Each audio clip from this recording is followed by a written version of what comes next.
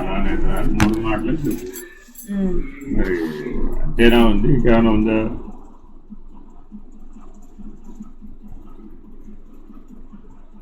ఎన్ని అవస్థలు భేదం చెప్తున్నాడు.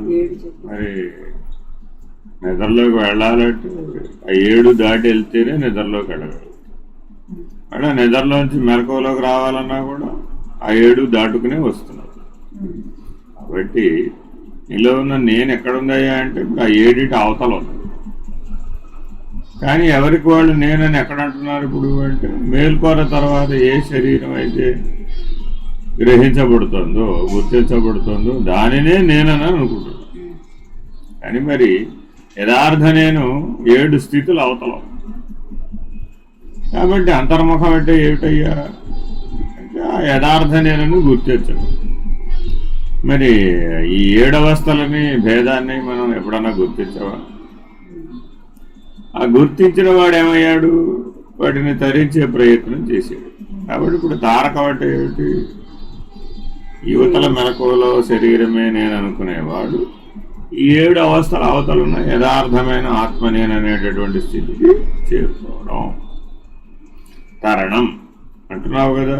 కాబట్టి ఆ 7 వివరంగా తెలుసుకోవాలి నువ్వు. అలా వివరంగా తెలిసి దాటిన వాడు ఏమయ్యాడు? మరలా యువతలకు వచ్చి ఇది నేనని అంటలేదు. అది దాటమని చెప్తున్నాడు. ఆ 7 పేర్లు జాగ్రత్తగా గుర్తుపెట్టుకోవాలి. ఎందుకంటే మళ్ళా ఇవే వాటిని వేరే పద్ధతిలో షోడశావస్థలు అనే వివరణలో చెప్తారు. 7 అనుభవాల్లో తెలుస్తాయి అన్నమాట. మనం మేల్కొని ఉంటాం కదా, అది మేల్కొని ఉన్నటువంటి ఎరుక వలన ఆ ఎరుక ప్రభావం చేత 7 ఏమిటినే తెలియాలి. ఆ 7 అవస్థలు పేర్లు చదువుకోండి. బీజ జాగ్రత్త అంటే వివరంగా చెప్తారు తర్వాత. బీజ జాగ్రము అంటే ఒక బీజములో ఒక అంకురం ఎట్లయితే మేలుకొందో అట్లా మేలుకుంటుంది. అదిటే మొదటి స్థితి.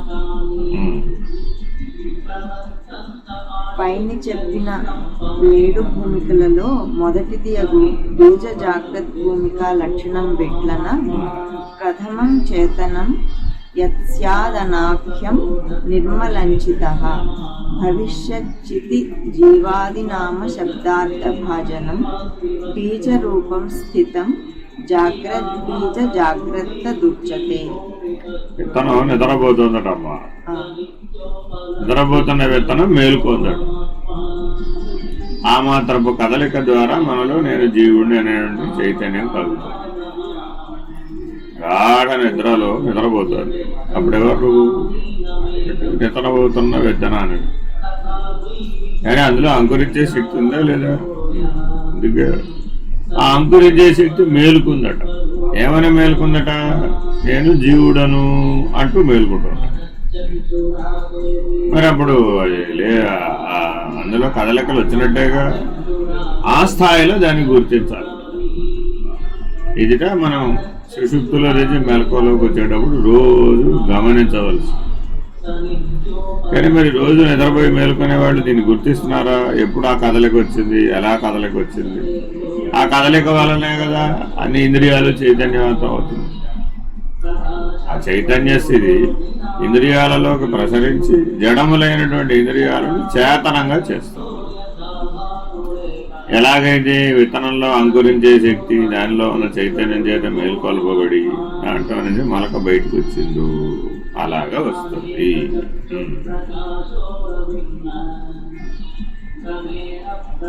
అనుటచే గాఢ నిద్ర నుండి లేచిన వెంటనే సర్వస్వరూపిణియగు చిత్తు యొక్క పరిశుద్ధమగు మొదటి మాయా ప్రతిబింబిత చైతన్యం ఎద్దిగలదు. అది తత్కాలమున జీవాది నామములచే చెప్పబడుటకు వీలు లేనిదియు ముందు కలుగబోవు జీవుడు చిట్టి అను మొదలగు పై అవస్థలకెల్లా బీజరూపముగా నుండు జాగ్రత్తగాన అది బీజ జాగ్రత్త అనబడును. మొదటి ప్రతిబింబం మనసులోనేగా పడేది, ప్రత్యేగాత్మ నుంచి. రెండవ స్థానం ఏంటి? మనసేగా. అక్కడ ప్రతిబింబించింది. అప్పుడు జడమైన మనసు చేతనంగా మారేది. అప్పుడు నామరూపాలు, నామరూప వ్యవహారం, ఆ వ్యవహారానికి సంబంధించిన సంబంధ బాంధవ్యాలు అవన్నీ వెంటనే వచ్చేసినాయా? రాలేదుగా, అంత వెంటనే రాలా. కానీ అసలు ప్రత్యేగాత్మ మనస్సు మధ్యలో బింబ ప్రతిబింబ భావం జరిగేటప్పుడు నీకు తెలుస్తోందా? అక్కడ గుర్తించగలిగినటువంటి వాడు వివేక వైరాగ్యాలను ఎక్కడ వాడాడు? ఇప్పుడు ఆ మొదటి దశలోనే వాడేశాడు. అప్పుడేమయ్యాడు? వెనక్కి తీసుకున్నాడు. అప్పుడు మళ్ళీ ప్రత్యేగాత్మే అయి ఉన్నాడు. అప్పటికి మరి దాన్ని పెరిగి పెంచి పోషించి పెద్ద వృక్షం అయ్యేదాకా ఉండలేదు. కానీ అజ్ఞానావృతంగా ఉన్నప్పుడు ఏమైంది? ఆ మనసులో ప్రతిబింబించిన ప్రతిబింబమే ఇంకా మిగిలిన 23 మీటర్ కూడా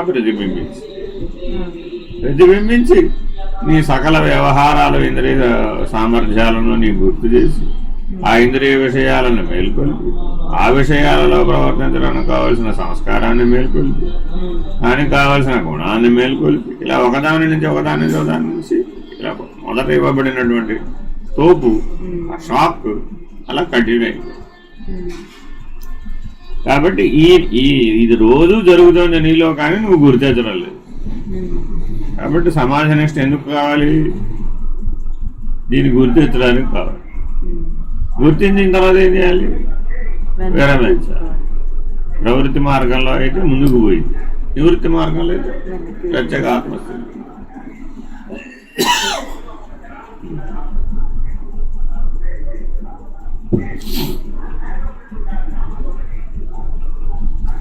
అందుకని ఎవరైతే నిద్రను సమాధి స్థితిగా మార్చుకోరారో వాళ్ళకేమైనప్పుడు ఈ బీజ జాగరణ దగ్గరే వెనక్కి తీసుకోవడం వచ్చింది.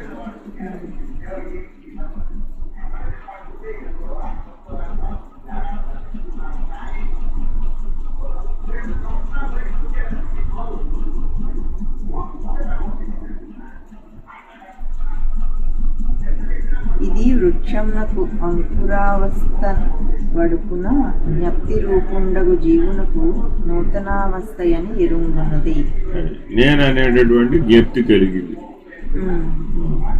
రెండవది అగు జాగ్రత్త భూమిక యొక్క లక్షణం పెట్లనిన నవ ప్రసూతస్య వరాదయం చాహమిదం మమ ఇతియ ప్రత్యయ స్వచ్ఛస్త్ర జాగ్రత్త ప్రాగభావనాత్ అనుటచే పరమాత్మ యొక్క మహదాది కార్యకరణ సంఘాతాత్మకం వగు దేహాదికమే నేనైతిననియు నీ గృహక్షేత్రారామాదికం నాయని అనియు నావి అని అనియు అను పూర్వానుభవ సంస్కార విహీనంబైన ఏ ప్రబలమగు నమ్మిక ప్రత్యయము గలదో అది జాగ్రత్త భూమిక. 9 నెలలు నిండిపోయిన తర్వాత శిశువు ఎలా అయితే ప్రత్యక్షం అవుతున్నాడో అలాగా నీ లోపల జీవభావానికి సంబంధించిన నేను, నాది, నా వ్యవహారం ఇత్యాదులు ఏవైతే ఉన్నాయో అవన్నీ ఒకేసారి ప్రత్యక్షం అయిపోయినాయి. అవి ఒక్కసారి ప్రత్యక్షం అవడమే జాగ్రత్త. బీజ జాగరణ నుంచి జాగ్రత్తలోకి వచ్చేసాడు. ఎప్పుడైతే జాగ్రత్తలోకి రాగానే కళ్ళు తెరిచి చూసాడు. కళ్ళు తెరిచి చూడగానే ఏమైపోయింది? నామరూపాత్మకమైన సకల జగత్తు వచ్చేసింది. నామరూపాత్మక వ్యవహారమైనటువంటి సకల ఇంద్రియ వ్యవహారము వచ్చేసింది. నామరూపాత్మకమైనటువంటి అజ్ఞాన చేతన వ్యవస్థ అంతా కూడా వచ్చేసింది. ఇది అంకురావస్థ తర్వాత కలిగిన విదళావస్థను పోలినదిగాన మొదటి బీజ జాగ్రత్తలో చేరదు. మరియు ఒకసారి విత్తనం బద్దలై మొలక బయటకు వచ్చేసింది. విత్తనం అటు ఇటు దళాలుగా ఉంది, మధ్యలో మొలక ఉంది. ఇప్పుడు మళ్ళా వెనక్కి విత్తనం స్థితిలో వెళ్ళిపోతుందా? మరియు ఇది పూర్వానుభవ సంస్కారం లేనిదిగాన మహాజాగ్రత్తలోనూ చేరదు.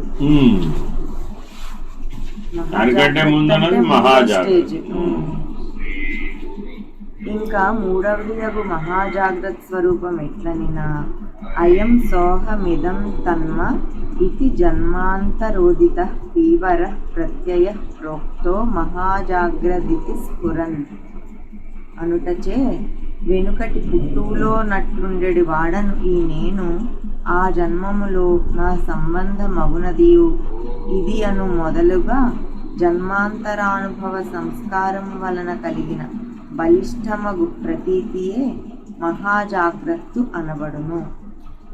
వెంటనే వాడికి అన్ని వచ్చేసినాయి. సర్వేంద్రియ సమాహారాన్ని సమకూర్చుకున్నాడు. లేచి కాళ్ళు చేతులు కదిలిచ్చేసాడు. అప్పుడు మరి అన్ని స్ఫురణలు వచ్చేసినాయి. ఇప్పుడు పూర్తి మెలకువలోకి వచ్చేసాడు. అది మహాజాగ్రత్త. బీజ జాగ్రత్త, జాగ్రత్త, మహాజాగ్రత్త. ఇంక ఇప్పుడు ప్రణాళికలు కూడా వచ్చేసాయి.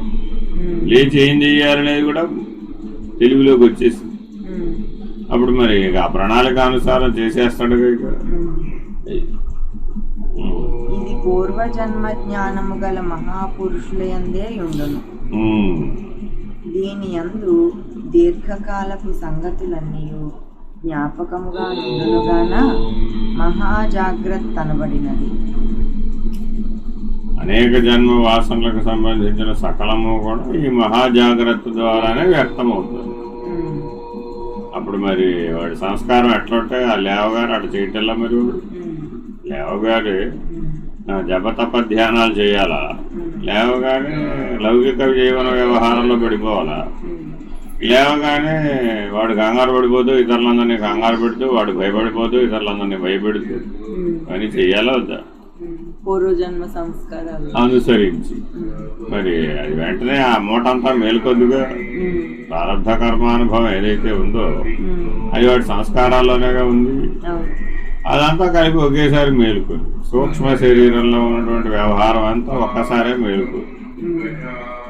అప్పటికి ఇంకా స్థూల శరీరం దాకా రాలా. ఇంకా మొదటేమో బీజ జాగ్రత్త ఉన్నప్పుడు కారణ శరీరంలో మేలుకున్నాడు. జాగ్రము అన్న స్థితిలో కూడా కారణ శరీరంలో నుంచి సూక్ష్మ శరీరానికి దిగొచ్చే ప్రయత్నం చేశాడు. మహాజాగ్రత్త అనగానే ఆ సూక్ష్మ శరీర స్థితిలో మేలుకోవాలి. గుణాలు, సంస్కారాలు, వాసనలు మూట అంతా ఒక్కసారే మేలుకోవాలి. మరి అప్పుడు దానిని అనుసరించే చేస్తాడుగా. ఇలా రోజు జరుగుతోందట.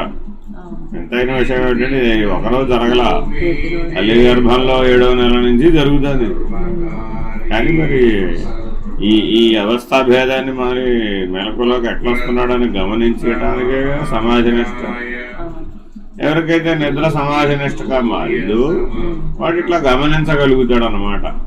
ఓ తనలో స్వస్వరూప జ్ఞానం అనేటటువంటి సప్రకాశం ఎలా ఉంది, ఆ సప్రకాశ బింబంలో నుంచి వచ్చినటువంటి ప్రకాశం ఎలా ప్రతిబింబించింది, ఎలా అవస్థాభేదం చేత మనకో దాకా శాంతం బయటకు వస్తుంది.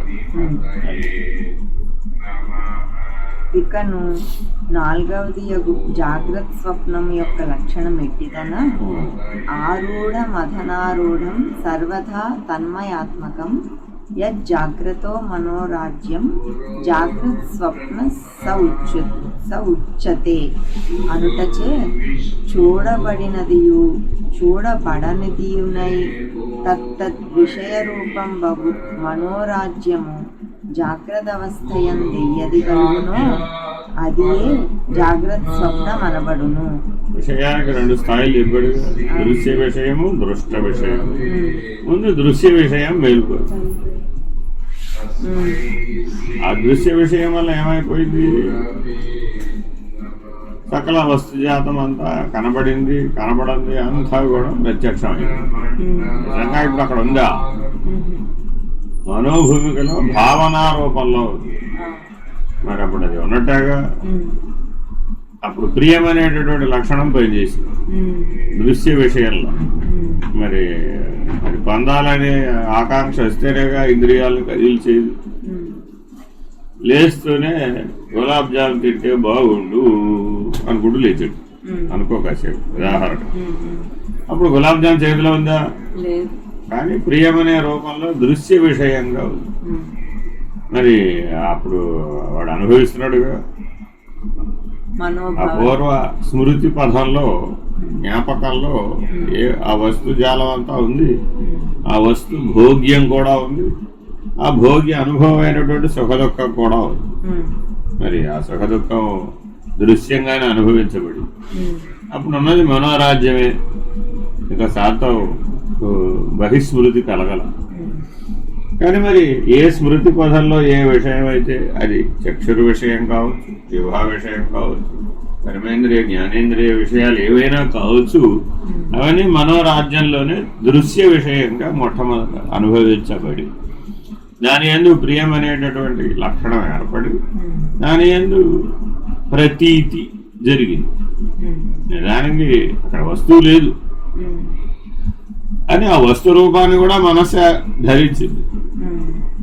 ఆ వస్తువు తిట్టి లేదా అనుభవిస్తే ఇంద్రియాల ద్వారా ఏ అనుభూతి కలిగిందో కూడా అది కూడా మనసే, అనుభవం కూడా మనసు రూపమే దాల్చేసింది. ఆ అనుభవం తర్వాత వచ్చిన ఆనంద స్థితిని కూడా ఏతక్షణమే అందించేసింది మనస్సు. మరి ఇప్పుడు వస్తువు అదే, అనుభవము అదే, అనుభవంతో నిర్ణయమైన ఆనంద నిర్ణయం కూడా మనస్సే. కాబట్టి మనోరాజ్యంలోనే ఈ మూడు మార్పులు జరిగిపోతుంది. ఇది ఎటువంటిదయ్యా అంటే ప్రతీతి, కేవలము ప్రతిబింబ మాత్రమే. కానీ ఆ ప్రతిబింబ మాత్ర సుఖాన్ని అక్కడ అనుభవించేసాడు. ఆ ప్రతిబింబ సుఖాన్ని అనుభవించి ఇది నాకు చాలలేదు, ఇంకా బలమైన సుఖం కావాలి అని తర్వాత స్థితిలోకి మారాడు. ఇలా మారుతున్నాడు ప్రతిరోజు. అందుకని ఏమడుగుతున్నా మనం, నాయన నువ్వు రోజు ఒకలాగానే లేస్తున్నావా అని అడిగా. దేవుడు ఏమన్నాడు, అదే రోజు ఒకలాగా ఎలా లేస్తానండి, ఏ రోజు గొడవ ఆ రోజే, ఏ రోజు ప్రణాళిక ఆ రోజే, ఏ రోజు వచ్చే ఆలోచనలు ఆ రోజే, ఏ రోజు కళలు ఆ రోజే అని జీవభావంలో శరీరమే నేనుగా ఉన్నప్పుడు మరి అలాగే చెప్తున్నావుగా, అలాగే అనుభూతం అవుతుందిగా. అంటే మరి మన మనోరాజ్యంలో ఇట్లా ఈ సంచిత ఆగామి ప్రారంభ కర్మలలో నుంచి ఏది ముందుకు వస్తుందో ఆ సంస్కారాన్ని బట్టి, ఆ కర్మను బట్టి, ఆ విషయాన్ని బట్టి ఆ ఇంద్రియం నిన్ను ఆకర్షించడం ప్రారంభించింది. ఎంత వ్యవహారం నీ మనోభూమికలో జరుగుతుంది. ఇంకా అక్కడికి స్థానంగా మారలా, మనం ఒక్క స్థానమే మారామంతే. ఇదంతా ప్రత్యేగాత్మ స్థితి నుంచి మనసు అన్న స్థితిలోకి ప్రతిబింబించగానే ఎంత వ్యవహారం మనోభూమికలో జరిగింది. ఇచ్చట ప్రమాణ రూపంబగు స్మరణకు వేరగు ప్రత్యయం వెల్ల మనోరాజ్య మనబడునుగా. స్మరణ ముఖ్యమైన విషయం. అదేం చేస్తుంది, స్మరణ చేస్తుంది. ఆ విషయాన్ని స్మరించింది, ఆ వస్తువుని స్మరించింది, ఆ ఆనందాన్ని స్మరించింది. ఆ స్మరణ మాత్రం చేత అనుభూతి పొందేసింది. కాబట్టి నీ సంకల్పమే వస్తు రూపమైంది, నీ సంకల్పమే విషయ రూపమైంది, నీ సంకల్పమే ఆనంద రూపం కూడా అది. అందుకని సంకల్ప వికల్పాత్మకం మనః అంటున్నాం కదా. మరి ఆ సంకల్ప వికల్ప స్థాయిలోనే వెనక్కి తీసుకోవాలటవా? మోద ప్రమోదాలుగా శాంతం బహిర్ముఖమైన అనుభవానికి వచ్చినా కనుక తీసుకోవాలటవా? ఇది దృష్ట ఫలం దాకా వచ్చేసింది. మరి అప్పుడు వెనక్కి తీసుకోవాలంటే తీసుకోగలడా? తీసుకోలేడుగా. అందుకని జీవుడు ఎప్పటికప్పుడు ఫెయిల్ అయిపోతావు. ఎందుకని అంటే మరి మొదటి స్థితిలో ప్రత్యేగాత్మ నుంచి మనసు అన్న స్థితిలోనే దాన్ని గుర్తించగలిగి వెనక్కి తీసుకోగలిగితే అప్పుడు ఇదంతా అవసరమే లేదు. ద్విచంద్ర శుక్తికారూప్య మృగతృష్ణాది భేదతః అభ్యాసం జాగ్రత్తః ప్రాప్య స్వప్నోనేక విధో భవేత్ అని చెప్పబడినది. అంటే ఉపమానాలు చెప్తున్నాడు. అవన్నీ కూడా భ్రాంతులు కదా. శుక్తికా రజతం, వెండి ముత్యపు చెప్పలో ఉన్న వెండి, ఆకాశంలో ఇతర చంద్రులు ఉన్నారు, ఇలాంటివన్నీ రకరకాల భ్రాంతులు. కానీ మరి ఆ చూసినప్పుడు ఆ దృగ్భ్రాంతి కలుగుతుంది కదా తత్కాలవత్తు.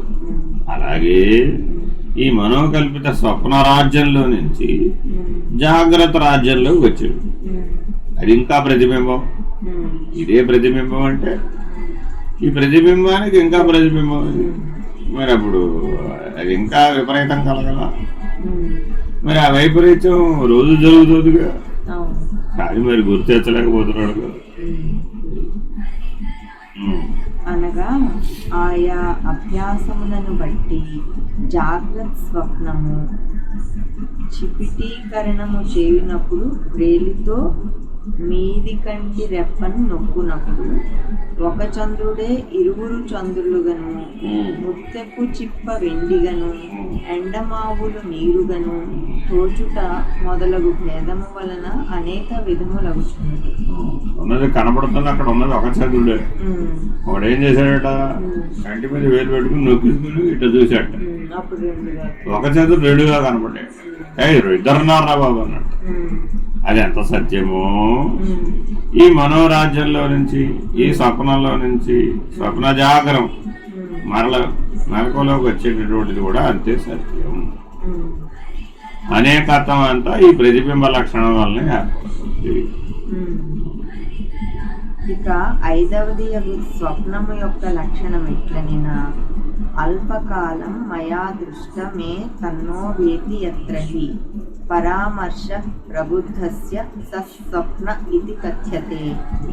చిర సందర్శనాభావాద ప్రఫుల్ల బృహద్వపు అంతవలన కలగాంచి మేలుకొని వాడు తాను కలలో చూచిన అంశము నిజమగునా కాదా అని కొంత తడవ అనుకొనుట ఎత్తి కలదో అదియు స్వప్నము అనబడును. అంటే ఏమైనా ఇప్పుడు అదియ స్వప్నం అనబడును. ఆ విషయాన్ని అనుభవించాడుగా అక్కడ సంకల్ప రూపంలో. పని చేసి చూశాడు, నిజంగానే చేతిలో ఆ గులాబ్ జామ్ ఉంది అనుకున్నాడు. వెతుక్కున్నాడు ఎక్కడ ఉన్నాడు. మరి వెతుక్కుంటే ఉంది అక్కడ. ఆ వెతుక్కోవడం గురించి చెప్తున్నాడు. నిజంగానే వస్తువు సంప్రాప్తమైందని అనుకున్నాడు. ఆనంద లక్షణం కూడా వచ్చేసాడు అప్పుడు.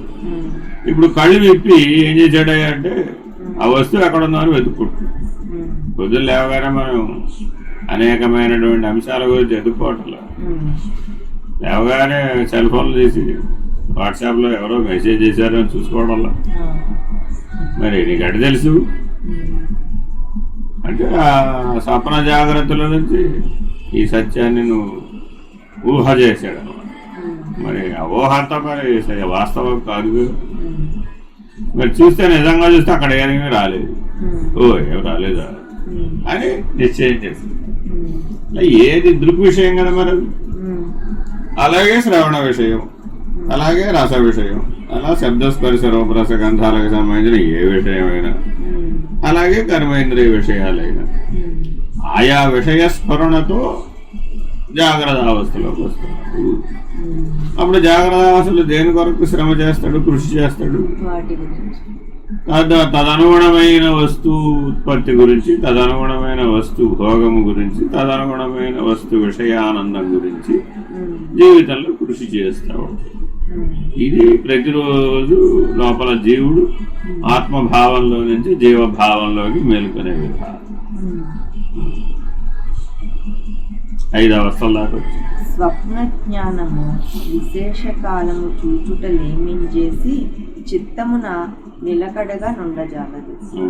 ఇక 6వది స్వప్న జాగృతి యొక్క లక్షణం ఎట్టిదనినా చిరకాలానువృత్తశ్చ స్వప్నో జాగ్రదిబోధితః స్వప్న జాగ్రదితి ప్రోక్తో జాగ్రత్యసి పరిస్ఫురన్ అంటచే జాగ్రత్తవస్థ వడుపున విస్పష్టముగా తాను ప్రత్యక్షముగా చూచినట్లు స్ఫురించుచు చాలా కాలము మనస్సున పట్టియుండెడు స్వప్నము స్వప్న జాగ్రత్త అనబడును. ఎట్లా అయితే కాగితంలో పూలు చుట్టామమ్మా, కొన్ని పూల సుగంధం కాగితానికి వచ్చేది. కానీ కాగితానికి ఏమైనా వాస్తవంగా ఉందా? లేదు. పూలు బదులు పకోడీలు కట్టాం, అప్పుడు పకోడీల వాసన. పకోడీలు బదులు చేపలు కట్టాం, అప్పుడు చేపల వాసన. కాబట్టి ఆయా గుణధర్మం ఆయా విషయాలలో ఉండడం చేత అది నిజానికి నిజానుభవంగా మారినా మారకపోయినా తత్స్మరణ చేత, తద్ అనుభవం చేత, తత్ పునరావృత్తి చేత అనుభవించిన దాన్నే మరలా అనుభవిస్తున్నాడు. ఇప్పుడే కొత్త వచ్చింది. గుణాలు కూడా పాతవేగా, వాసనలు కూడా పాతవేగా, మరి తదనుగుణ విషయాలు కూడా పాతవేగా, వస్తువులు కూడా పాతవేగా. కానీ ఎప్పటికప్పుడు ప్రతిరోజు మేల్కొన్నప్పుడు ఎట్లా మేల్కొంటున్నాడట?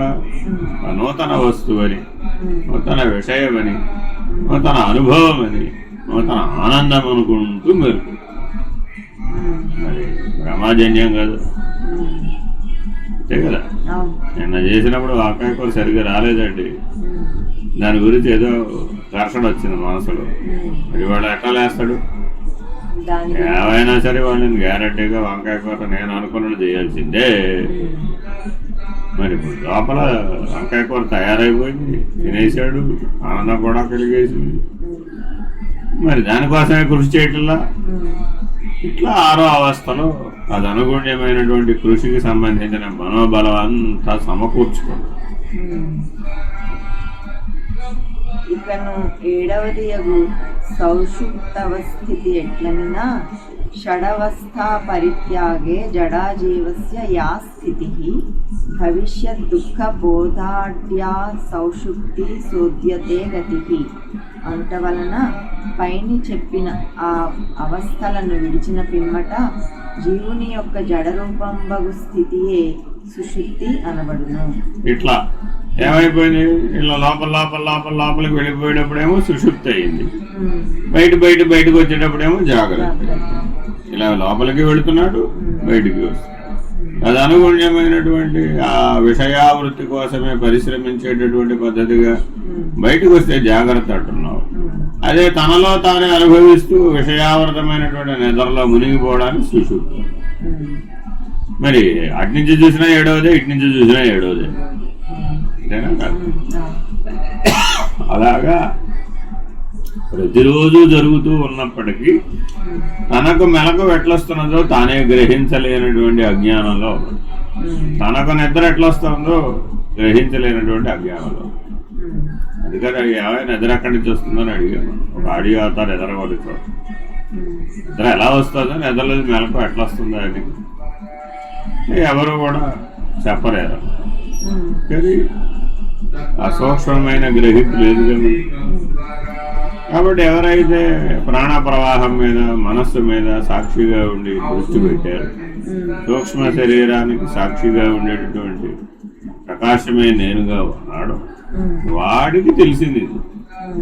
అప్పుడేమయ్యాడు? వాడు అదిలో మునిగిపోలేదుగా. ఇక ఆ మునగని వాడు గ్రహించాడు, ఇన్ని స్టెప్పులు దాటితే గానీ ఇది నిద్రలోకి పోవడం లేదు, ఇన్ని స్టెప్పులు దాటితే గానీ మరలా జాగ్రత్త అవస్థలోకి రావడం లేదు. కాబట్టి ఈ మధ్యలో స్వప్నం అనేటటువంటి కళ మరి అందులో ఆ విషయంలో కూడితేరేగా ఏర్పడింది, అది లేకపోతే ఏర్పడలేదు.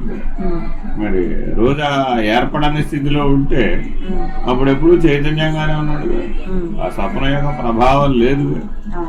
మరి అప్పుడు ఉన్న వస్తువు ఉన్నట్టుగానే ఉంది, ఏ సంకల్ప వికల్పాలు లేవు. రాత్రి 2ంటికి పడుకురావబ్బా, 4ంటికి లేచావబ్బా, ఈ 2 గంటల్లో ఏం కళ వచ్చింది? రాలేదు. ఎందుకు రాలేదు? లేచినప్పుడు కూడా ఏ సంకల్పాలు లేకుండానే లేస్తారు, వెళ్ళినప్పుడు కూడా లోపలికి అలాగే. కాబట్టి ఎప్పుడూ శూన్యంగా, చిత్తవృత్తి శూన్యంగా ఉండడమేగా సమాజనిష్ఠుడు. ఇలా వృత్తి శూన్య స్థితిని సాధించడానికి మరి నిద్ర సహాయకారి అవటంలా. కాబట్టి ఎవరైతే నిద్రావస్థను ఎట్లా సాధనగా మార్చుకున్నారో, రోజు ఈ తనలో ఉన్న ఈ సత్తావస్థలను లోపలికి వెళ్ళేప్పుడు 7, బయటకు వచ్చేప్పుడు 7 గుర్తించడానికి సాధనగా ఉపయోగించుకున్నాడు. అప్పుడు వాడికి నిద్రాకాలంలో తేవైపోయింది, అంతా సాధనగానే మారిపోయింది. ప్రత్యేకంగా వేరే సాధన చేయాలా? ఎందుకని ఎప్పుడు అదే పనిలోనే ఉన్నాడు. అసలు దాని ప్రత్యేకాత్మస్థితిలో నిలిపిపోతడమే సాధన. అదే ధ్యానం, అదే యోగం, అదే సమాధి, అదే కనబడుతూ ఉంటే లోపల బయట అదే ఉంది అనే సత్యం నీకు బోధపడితే సాక్షాత్కారం. మరి ఆ స్థానంలోంచి కదలకుండా ఉండడం ఎట్లాగా అని పట్టుకోవడం నేర్చుకోవాలి. ఇప్పుడు అందుకని ఏమంటారు? ఆ బిందు మధ్యలో నిలబడవామా, అటు ఇటు బామా అని సూచనగా మాటగా చెప్పు. ఇప్పుడు ఇక్కడ విస్తారంగా వివరంగా 7 అవస్థల గురించి వివరంగా చెప్తుంది. కారణస్థితిలో ఎలా అది మొలకలాగా ఉంది, స్వప్నావస్థలోకి వచ్చేప్పటికి ఎలా ప్రతిబింబితం అవుతుంది, ఆ ప్రతిబింబితమైంది మెలకువలోకి ఇంద్రియాల్లోకి వచ్చే విషయాల్లో బలవత్తరమైన ప్రయత్నం చేస్తే జాగ్రత్త అయింది, కాదని వెనక్కి తీసుకుంటేనేమో సుషుప్తి. ఇట్లా జాగ్రత్తగా స్వప్నం సుషుప్తిని బాగా అధ్యయనం చేసి ఇవేవి నేను కాదు అని విరమించే వరకు అప్పుడు అవస్థాత్రయం ఉందా మరి? ఇప్పుడు తురియం అన్నవాడికి ఈ పరిజ్ఞానం అంతా ఉండాలా అక్కర్లేదు. ప్రతి వాళ్ళు ఏమంటున్నారు, కూడా సాక్షి గారు ఏమంటున్నారు, ఏ కళ్ళే రావట్లేదు అంటున్నారు మన వాళ్ళు. కానీ మరి జ్ఞానం ఉందా? అంత స్పష్టంగా గుర్తించగలిగే తెలివి ఉండాలి. ఉంటే అప్పుడు ఏమైంది, భ్రాంతి చెందవు. అప్పుడు చీకటే లేదుగా, ఎప్పుడూ ప్రకాశమే ఉందిగా. మరి అప్పుడు అందులో నీడలు ఏర్పడే అవకాశం లేదు కదా. ఇప్పుడు అట్లా ఉండాలన్నమాట స్వరూప జ్ఞాన ప్రకాశం.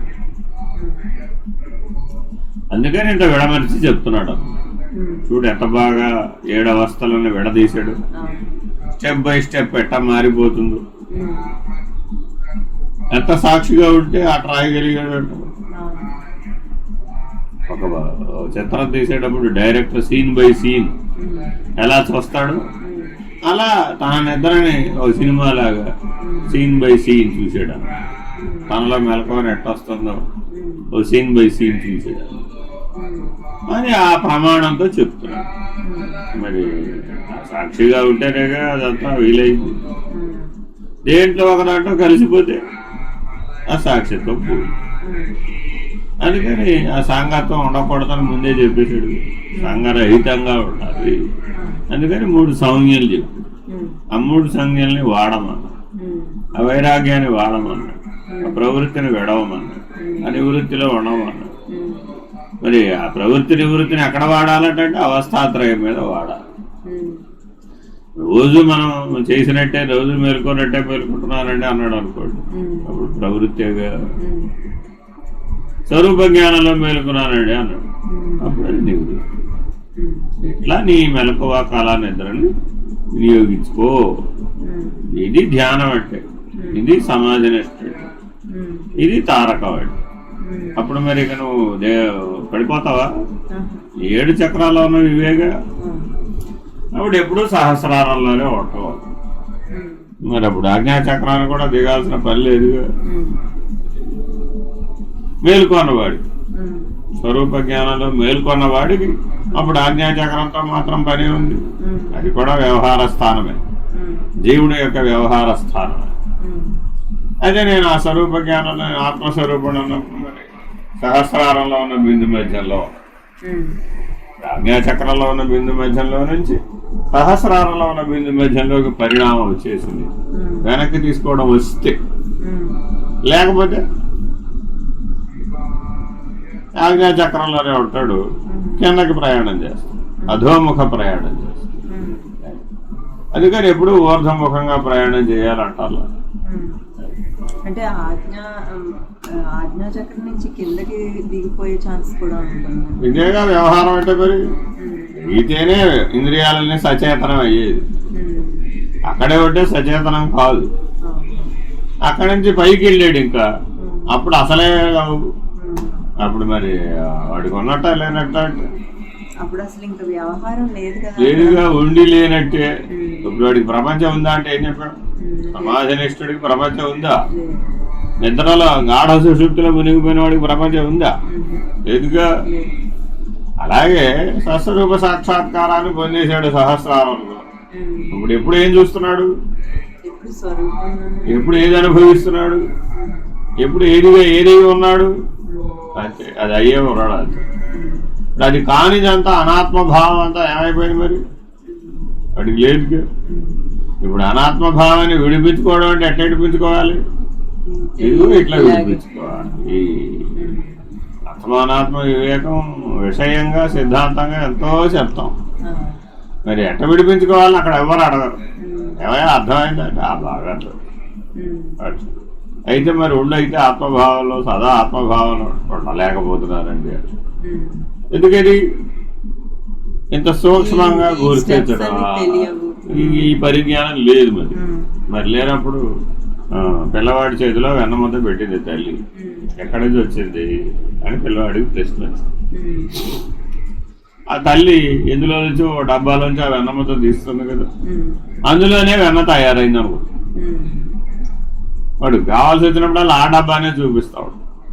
ఆ డబ్బాలో వెన్న లేదని అటు ఇటు తిప్పి చూపిస్తుంది. నువ్వేదో మాయ చేసావు, ఇందులోనే వెన్న పుడుతుంది అంట.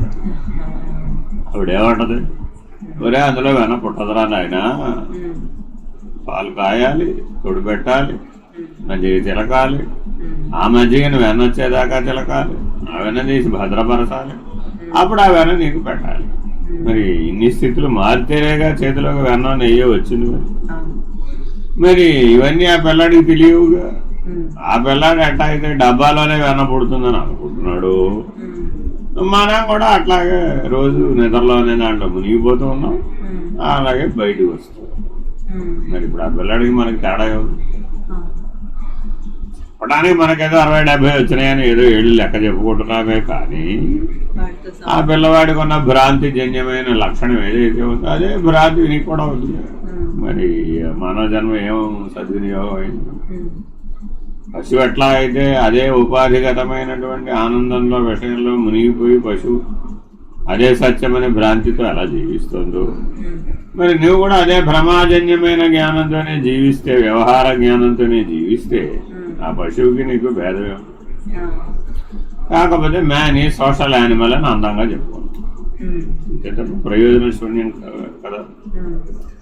కాబట్టి ఇలా అంతర్ముఖంలో ఎవడైతే మేల్కొన్నాడో, దాటాడో, వాడు కదా నిజానికి అంతఃకరణం లేనిదనే స్థితిని పొందాడు. అంతఃకరణం జడమైనదనే సత్యాన్ని తెలుసుకున్నాడు. ఎందుకని ఆ నేననే ప్రతిబింబం మొదటి ప్రథమ ఆలోచన గనక కదలకపోతే ఇదంతా లేనే లేదు. ఇదే భగవాన్ రమణులు ఆ నేనును గుర్తించవయ్యా అని చెప్పి, మరి ఎక్కడ గుర్తిస్తారంటే బీజ జాగ్రత్త దగ్గర గుర్తించు. కానీ ఇప్పుడు ఎక్కడ గుర్తిస్తున్నాడు? శాంతం వ్యవహార జ్ఞానంలోకి వచ్చేసిన తర్వాత నేను గుర్తిస్తాను. మరి అప్పుడు వీడు వాడు ఒకడేనా అంటే ఒకడే, వాడు బింబం, వీడు ప్రతిబింబం. బింబస్థితిలో గుర్తించేవాడు జ్ఞాని, ప్రతిబింబ స్థితిలో గుర్తించేవాడు అజ్ఞాని. అందుకని తారకము చూపెరుగవలెన. చూపు, ఇదంతా చూపు. 7 అవస్థల్ని సాక్షిగా వాడు చూస్తున్నాడు. ఆ చూడగలిగే శక్తి మరి ఏ చక్షు అంటాం? ఈ కళ్ళేనా? ఈ కళ్ళతో చూడలేవుగా. జ్ఞాన చక్షుతో చూస్తున్నాడు, సాక్షి అనే జ్ఞానంతో చూస్తున్నాడు, బింబం అనే జ్ఞానంతో చూస్తున్నాడు, స్వప్రకాశం స్వరూపం అనే జ్ఞానంతో చూస్తున్నాడు. మరి ఇప్పుడు ఆ జ్ఞాన చక్షువు కదా అది విశ్వరూపుడా అనంతరూపుడా అనేటటువంటి నిర్ణయం, విశ్వరూప సందర్శనం కలిగేది.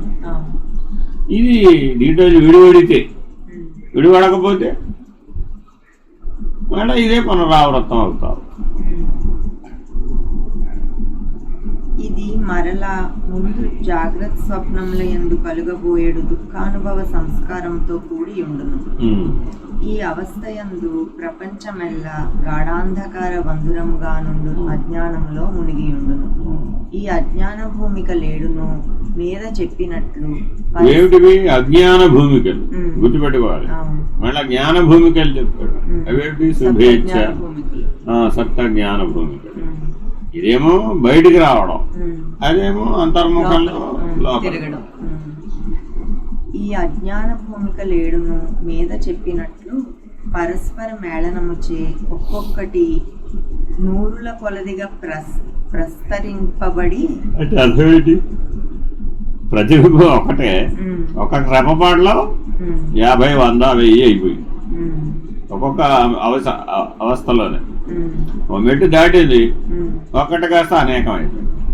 మళ్ళా అనేకం మళ్ళా ఇంకో దాంట్లో ప్రతిబింబించింది, ఇంకా 100 రెట్లు పెరిగింది, ఇంకా 100 రెట్లు పెరిగింది, ఇంకా 100, ఇంకా అట్లా 100 రెట్లు. ఎక్కడికక్కడ ఏ అవస్థకు అవస్థ 100 రెట్లు మారిపోతూ ఉంది. ప్రస్తరింపబడి బహువిధ కార్యాత్మకంబులకు పెక్కు రూపంలో. అంతే. దాంతో మీ అత్తగారు వచ్చేసింది లోపలికి, మీ మామగారు వచ్చేసాడు, మీ శ్రీవారు వచ్చేసాడు, మానవులందరూ వచ్చేసారు, సంబంధాలన్నీ వచ్చేసినాయి, ఆ విషయాత్మకం అంతా వచ్చేసింది. మనిషి ఇక్కడే ఉన్నాడు కానీ ఎప్పుడో 30 ఏళ్ల క్రితం అమెరికా వెళ్ళింది కూడా వచ్చేసింది. అప్పుడు చూసిన అమెరికానే ఇప్పుడు కూడా ఉందనుకుంటా. అప్పుడు చూసిన అమెరికా ఇప్పుడు ఎందుకు ఉంటుంది అనేటటువంటి తెలివి ఉంటుందా మరి? ఎవరో ఎప్పుడో వెళ్ళిపోయారు కూడా పరలోకానికి, అయినా వాళ్ళు కూడా వస్తూనే ఉంటారు.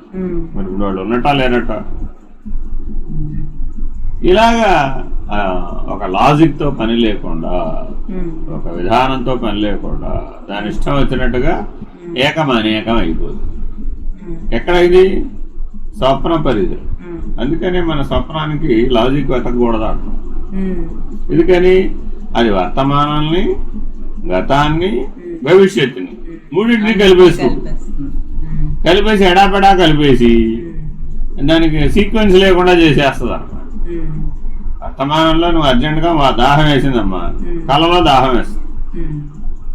ఈ దాహం వేసే లోపల అది ఆల్రెడీ కళ కంటే ఉంటున్న కళ ఉంటుంది కాబట్టి అక్కడెక్కడో అమెరికాలో వెళ్ళి ఎక్కడో నువ్వు అక్కడెక్కడో కంపెనీలో కూర్చున్నట్టు, ఉద్యోగం చేసినట్టు, అప్పుడు దాహం వేసినట్టు, అప్పుడు నువ్వు అక్కడ ఆ ఉద్యోగం చేస్తున్న ఆఫీసులో దాహం మంచినీళ్ళ కోసం వెతుక్కుంటున్నట్టు, అక్కడ ఉన్న వాళ్ళని తోటి ఉద్యోగస్తులను మంచినీళ్ళు ఎక్కడ ఉన్నాయని అడిగినట్టు, ఇలా సృజనకి ఏమైనా అర్థం ఉందా? ఇలా చేస్తూ పోతుంది. ఇంతకీ నిన్ను అక్కడ బలంగా దాహం అయింది అనే స్థితి రాగానే మెలకు కళ్ళు తెరిచి ఏమైపోయింది, అయిపోయింది, ఫినిష్డ్. ఓ ముందు దాహం మంచినీళ్ళు తాగలను ఆయన అని తెలుసు. మరి అప్పుడేమైపోయింది? అంతకుముందు నా కాళ్ళంతా లేని అయిపోవాలి. ఇట్లా జాగ్రత్తగా మనం మన యొక్క మెలకుగా కళానిద్రలని మన స్వాధీనం ఎవరైతే చేసుకోగలుగుతాడో వాడికి అజ్ఞాన భూమికలు లేవుగా మరి. అందుకని తురియ సంధ్య చేసి ప్రభాత సంధ్య మధ్యలో ఎంత సమయం ఉంటుంది, 1 గంటకు పడుకుంటాడు, రిటర్న్ 4ంటికి లేస్తాడు, మధ్యలో 3 గంటలకు. ఈ 3 గంటలు కూడా సాధన పూర్వకంగా పడుకున్నాడు. ఇప్పుడు నిద్ర సాధనగా మార్చుకునేప్పుడు ఎప్పుడు సరళ రేఖలోనే పడుకున్నాడు, ఎప్పుడు మెరుకతోనే పడుకున్నాడు, ఏ రకమైనటువంటి వికల్పాలు సంకల్పాలు లేకుండా పడుకున్నాడు. ఆ స్వప్రకాశ సాక్షాత్కారాన్ని దృష్టిలో పెట్టుకుని పడుకున్నాడు. అప్పుడు ఈ అజ్ఞాన భూమికలు ఏర్పడే అవకాశం లేదు. అప్పుడు నేను జీవుడననే భావం సహజంగానే తొలగిపోవాలి. ఈ ఒక్కటే చేస్తే చాలు. కాబట్టి అందుకని అందరినీ మనం ఏం చెప్తున్నాం, బాబు నాయన నువ్వు 4 సంఖ్యల్లో సాధన చేయనాయన, దాని ప్రభావం ఆ మధ్యలో ఉన్న కాలం మీద పడుతుంది, పడి నిన్ను అందులో మునిగిపోనివ్వకుండా కాపాడుతుంది. సాక్షి సాధన సులభం అవుతుంది. అది నువ్వు నిదానంగా విస్తరించుకో. ఒక్కొక్క సంఖ్యా సాధనని ముందు 45 నిమిషాలు చేయి, తర్వాత 1 గంటన్నర చేయి, ఆ తర్వాత అటు 1 గంటన్నర ఇటు 1 గంటన్నర 3 గంటలు వచ్చేట్టుగా చేసుకో. అప్పుడు 4 3 12 గంటలు సాధన చేసేవు. 12 గంటల సాధన వరకు వచ్చేప్పటికప్పుడు ఏమైపోయింది, మిగిలిన 12 గంటలు అందులోకి వచ్చేస్తాయి, ఇంకా వేరుగా లేవు. అప్పుడు నువ్వు ఏ వ్యవహారంలో ఉన్నా ఆ వ్యవహారం నీకేమి అంటకుండా అయిపోయింది. ఏ సంకల్ప వికల్పాలు లేవు, సంస్కారాలన్నీ సాక్షిగా ఉండటం వల్ల రద్దు అయిపోతుంది. ఇక మహాకారుణకు అను పట్ల సహస్ర శీర్ష ఇత్యాది శృతి ప్రతిపాదిత విశ్వరూప స్వరూప నిరూపణం. ఇప్పుడు నీకేం చేసాము, వ్యష్టికి చెప్పాము ఇప్పుడు గొడవ అంతా, కానీ ఇది సమిష్టికి కూడా ఇలాగే జరుగుతుంది. అంటే ఇదే అర్థం కానివాడు అదే అర్థం చేసుకుంటాడు. అక్కడ కూడా ఇప్పుడు మానవులందరూ ఏమడుగుతున్నారు, ఆ మొదటి దేవుడు ఎట్టొచ్చాడండి, ఇదంతా ఏదో మీరు చెప్తున్నారు, నేనేదో ఎప్పుడో ఏదో చేశాను అదంతా ఇప్పుడు అనుభవిస్తున్నాను. అసలు మొదటిది అట్ట చెప్పండి. ఆ మొదటిదే ఇదే ఈ 7 భూమికలే. తాను పరమాత్మే అయ్యి ఉండి జీవుడు అని ఎందుకని భ్రాంతి చెందవలసి వచ్చింది? పరమాత్మకి భ్రాంతి ఏర్పడింది అంటున్నాడు. నిజానికి పరమాత్మకి భ్రాంతి ఏర్పడింది అనవచ్చా? అనకూడదుగా. అందుకని మాయా శబలిత బ్రహ్మం అనే పద్ధతిని అద్వైతం ప్రవేశించింది. లేకపోతే పరమాత్మ స్థితికి దోషం వస్తుంది. అంటే నువ్వు స్వప్నం చేత ప్రభావితం అవడం అనేది మాయా శబలితం అవడం లాంటిది. స్వప్నంలో జరిగినవని యథార్థంగా జరిగినవి అని ఒక వ్యష్టి మానవుడు ఎట్లయితే అనుకుంటున్నాడు, అలాగా బ్రహ్మాండ సృష్టి కూడా స్వప్న సదృశ్యమే. అసలు బ్రహ్మాండమే స్వప్న సదృశ్యం. మరి అది ఎవరికి కలిగింది ఆ స్వప్నం? స్వర స్వప్నం. ఇదేమో నర స్వప్నం, అదేమో స్వర స్వప్నం. మరి అక్కడ బ్రహ్మాండ సృష్టి చేశాడు, స్థితి పోషించాడు, లయం కూడా చేస్తున్నాడు. దేన్ని అనుసరించి? అతనిలో ఉన్న జ్ఞానాన్ని అనుసరించి. జ్ఞానమే లేకపోతే సంకల్పోదయం ఉంచే అవకాశం లేదు. కాబట్టి ఆ బ్రహ్మాండ సృష్టి సంవిధాన విధి విధానములు కూడా ఇలాగే 7 రకాలుగానే ఉంది. ఆయన వెనక్కి తీసుకుని కళ్ళు మూసుకున్నాడు, బ్రహ్మాండం అంతా లేకుండా పోయి.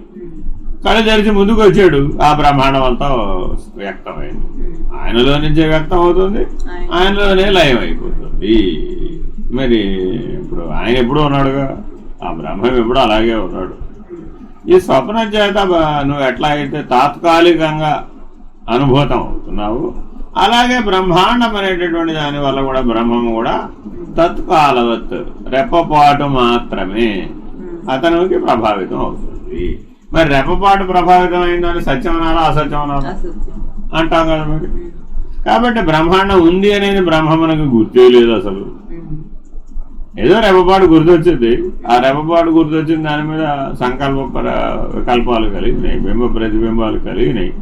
సకల బ్రహ్మాండము అవ్యక్త నుంచి వ్యక్తంలోకి వచ్చింది, మరలా వ్యక్త స్థితి నుంచి అవ్యక్త స్థితిలోకి పోయింది. బ్రహ్మము బ్రహ్మముగానే ఉన్నది. కాబట్టి క్రమసృష్టిలో ఏం చెప్పాము?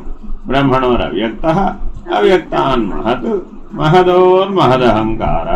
అక్కడికి అయిపోయింది, బ్రహ్మాండ సృష్టి పూర్తి అయిపోయింది. మహదహంకారోదాకాశ బ్రహ్మం పని కాదు, ఆ పని మహదహంకారం. ఇక్కడ జీవోహం అని నేను ఎట్లా అంటున్నాడు, అక్కడ ఈశ్వరోహం అని అనేవాడు ఎవడైతే ఉన్నాడో వాడు చేస్తున్నాడు ఇక మిగిలిన పని అంతా. కాబట్టి నువ్వు ఎక్కడెట్టా విడిపించుకున్నావో అక్కడ కూడా విడిపించుకోగలుగుతావు. నువ్వు పరబ్రహ్మం అనే నిర్ణయం పొందిన నాడు అది కూడా లేనిదే అని తెలుసుకుంటున్నావు. కాబట్టి దీన్ని మరిచిపోమాకని కంక్లూడ్ చేస్తున్నాడు. ఇది ఇక్కడ వరకే అనుకోమాక ఈ కథని జాగ్రత్తగా కనుక నువ్వు భద్రపరుచుకుంటే ఈ జ్ఞానాన్ని అక్కడ కూడా వాడుకోవచ్చు. వాడుకుంటే ఏమైనప్పుడు దాన్ని కూడా దాటడానికి ఇదే ఉపయుక్తమైంది. కాబట్టి పిండాండ పంచీకరణ ఎట్టాగో బ్రహ్మాండ పంచీకరణ కూడా అట్టాగే. విధానం ఏం మారలా. ఇదేమో మైక్రో, అది మ్యాక్రో. స్థితి భేదమే అంతే, లక్షణ భేదం లేదు అని చెప్తారు. జగత్కారణ భూతుండగు శ్రీమన్నారాయణుండన్ పరమ పురుషుండు పురుష ఏవేదగుం సర్వం యద్భూతం యచ్చ భవ్యం అనుటచే భూత భవిష్యత్ వర్తమాన కాలములయందుండెడు ఈ చరాత్మకంబగు ప్రపంచమెల్లా విష్టభ్యాహమిదం కృత్స్నమేకాంశేన స్థితో జగత్ అను శ్రీ భగవద్వాక్యమును బట్టి తానే అయి పాదోస్య విశ్వాభూతాని అన్నీ తానే అయ్యాడుగా. మరి కళలో ఎట్లా అయితే గిన్నె వాడే, గులాబ్ జామ్ వాడే, రసం వాడే, తయారు చేసింది వాడే, తిన్నది వాడే, అనుభవం ఆనందం చప్పట్లు కొట్టింది వాడే. ఇక్కడ ఎట్ట అయ్యాడో అలాగే 5,5,25గా ఉన్న ఆ బ్రహ్మాండంలో ఉన్నటువంటి తత్వాలన్నీ కూడా ఇక్కడ ఇంద్రియాలు, అక్కడ తత్వాలు. అంతేగా, ఇక్కడ జీవుడు, అక్కడ దేవుడు, అక్కడ ఇంద్రియాధిష్టాన దేవతలు అన్నీ ఆయనే అయ్యాడు. అందుకే ఏమంటున్నాడు, పాదము నుంచి తల వరకు నువ్వే ఎలా ఉన్నావో అలాగే బ్రహ్మాండం యొక్క పాదములు నుంచి తల వరకు ఆయనే ఉన్నాడు. అనేక పురుష సూక్తంలో చెప్తున్నాడు. నేను చదివాడండి, అని ఎవరికి కాళ్ళు కడుగుతున్నాడంటే ఆ విశ్వమూర్తికి, ఆ విష్ణుమూర్తికి కాళ్ళు కడుగుతున్నాడు. ఇక్కడది ప్రతీక, దాన్ని దృష్టిలో పెట్టుకుని దీనికి అడుగుతున్నాడు. ఏం చెప్తున్నాడు పైగా, ఆపాదమస్తకం వ్యాపించినటువంటి విష్ణువే ఆ తటా ఉన్నాడు. చేతిలో ఒకడు వేరే, కాలిలో ఒకడు వేరే, కంటిలో ఒకడు వేరే ఉన్నాడు. ఎక్కడన్నా అంతటా వ్యాపించిన నేను ఒకటే. అదే సత్యాన్ని పురుష సూక్తం ఎలా చెప్తుందో అదంతా బ్రహ్మాండ స్థితి గురించి చెప్తుంది. అదే ఇక్కడికి వచ్చేటప్పటికి పిండాండ స్థితిగా నీకు అనుభూతం అవుతుంది. నువ్వు 6 అడుగుల శరీరంలో ఎట్లా వ్యాపించున్నావు, ఆయన బ్రహ్మాండం అంతా అట్లా వ్యాపించున్నాడు. మరి ఆయన శరీరం నేనుగా లేడుగా, ఇక్కడ నువ్వు శరీరం నేనుగా లేవుగా. ఇక్కడ ఎలా అయితే సాక్షిగా ఉన్నావో అక్కడ ఆయన సాక్షిగా ఉన్నాడు. అనుశ్రుతిచే ఈ సమస్త ప్రపంచమును అప్రమేయుండగు తన యొక్క ఒక్క పాదముగా అనగా ఒక స్వల్పాంశముగా ఉండగా తాను త్రిపాద్విభతి సంపన్నుండై యొప్పుచుండును. జగద్రూపంబగు తన యొక్క స్వల్ప భాగము పాదాస్యేహ భవత్సునః అనుట చేత తన యొక్క మాయమందిట్లు పలుమరు నగుచు వచ్చుచున్నది. ఇట్లు వచ్చిన తరువాత తతో విశ్వవ్యక్రామత్ శాసనాశనే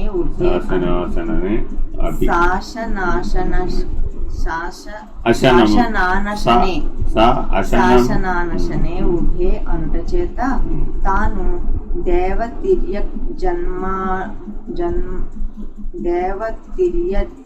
మనుష్యాది నానాకారుండై ఈ దేవతలు ఆయనే, తిర్యక్ జంతువులు ఆయనే, మనుషులు ఆయనే. ఈ ప్రపంచమునంతటను కూడి వ్యాపించి అత్యతిష్ట దశాంగుళం అనుటచే విరాట్దేహ రూపంబగు ఈ బ్రహ్మాండము నెల్ల సృజించి విరాజో అధి పురుష అనుటచే ఆ బ్రహ్మాండమునందు జీవరూపముగా కూడా తానే ఉండెనను ఈ అర్థమెల్ల ఉత్తర తావనీయమునందు కూడా సవావిషభూతానేంద్రియాణి విరాజో దేవతాః కోశాంశ్చ సృష్ట్యా ప్రవిశ్య మూఢ ఇవ వ్యవహారన్నాస్తే మాయయైవ అని ప్రకాశంగా అన్నింటిలోనూ వ్యాపించున్నాడమ్మా. ఇప్పుడు ఆ ప్రకాశమే వ్యవహరిస్తుందట. ఆ వ్యవహారం ఉన్నప్పటికీ ఆ వ్యవహారం ఆయన కాదు, ప్రకాశం ఆయన. ఈ శరీరంలో ఉన్న ప్రకాశం నువ్వు, శరీరం నువ్వు కాదు, శరీర వ్యవహారం నువ్వు కాదు. అలాగే సకల దేవతా లోకములు, ఆ లోకములలో ఉన్న లోకస్తులు, లోకేశులు, లోకేశ్వరులు ఎవరైతే ఉన్నారో వాళ్ళందరూ ఆయన కాదు, కానీ వాళ్ళలో ఉన్న ప్రకాశం ఆయన. సకల దేవతా ప్రకాశం ఆయన, సకల దేవతా శక్తులు ఆయనే, సకల దేవతా వ్యవహారం మాత్రం ఆయన కాదు. ఆ లోకాలు ఆయన కాదు, ఆ లోకమంతా వ్యాపించిన ప్రకాశం ఆయనే. ఇప్పుడు ఎట చెప్తున్నాడు. కాబట్టి ఆయన ప్రకాశ రూపంతో దర్శించాలే గాని వ్యవహార రీత్యా దర్శించకూడదు. ఏం చెప్పినప్పుడు మత్స్యావతారుండవై సమకాసురుండని చెప్పి అప్పుడు ఎక్కడికి వచ్చేసావు? వ్యవహారంలోకి వచ్చేసావు. మరి కూర్మావతారుండవై మందరగిరిని మోసి ప్రతి అవతారంలో ఏదో ఒక వ్యవహారం చెప్పావు. రామావతారమును రావణాసురుణ్ణి వధించి, అంటే రావణాసురుని వధించకపోతే రాముడికి విశేషం లేదు. మరి అప్పుడు కోదండ రాముడు అయ్యాడే కానీ ఆత్మారాముడు అవ్వలేదు. అది ఎప్పుడూ ప్రకాశంగా ఉన్న నారాయణమూర్తి ఎప్పుడు అలాగే ఉన్నాడు. ఒక దీపంలో నుంచి మరొక దీపాన్ని వెలిగిస్తే ఈ దీప ప్రకాశం ఏం తగ్గలేదు. అలాగే నారాయణుడు సర్వవ్యాపి బ్రహ్మాండం అంతా వ్యాపించినప్పటికీ ఆ ప్రకాశం ఆయన దగ్గర ఏమి తగ్గలేదు. నీవు ఎట్లా అయితే నీ సర్వేంద్రియాలలో నువ్వు వ్యాపించినప్పటికీ నీ ప్రకాశం ఎట్లా అయితే తగ్గలేదు, ఆయన కూడా ఆయన ప్రకాశం ఏమీ తగ్గలేదు. కాబట్టి ఆ సర్వవ్యాపక ప్రకాశాన్ని నారాయణుడుగా గుర్తించు. ఆ ప్రకాశం చేతనే సూర్యచంద్రాదులు, అగ్ని కూడా ప్రకాశిస్తున్నారు తప్ప ప్రత్యేకంగా వాళ్ళకి వేరే ఇతరత్రమైన ప్రకాశం లేదు. అక్కడ మొదలెట్టాడు, ఇక్కడికి ముగించి కదా.